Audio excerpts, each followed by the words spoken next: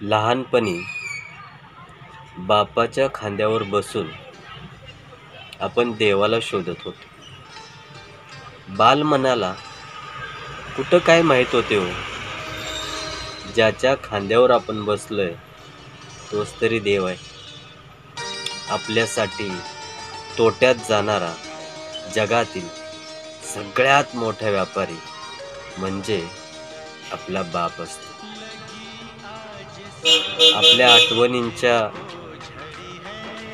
अनेक आठवणींनी आपल्या मोबाईलची गॅलरी भरून जाते, पण बापासोबत सेल्फी काढायची राहून जाते.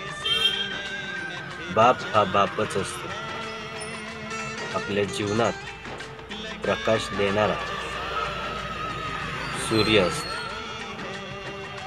या सूर्याप्रमाणे असणाऱ्या बापाला आहे तोपर्यंत जपणं हे आपलं परम कर्तव्य आहे. जेव्हा हा सूर्य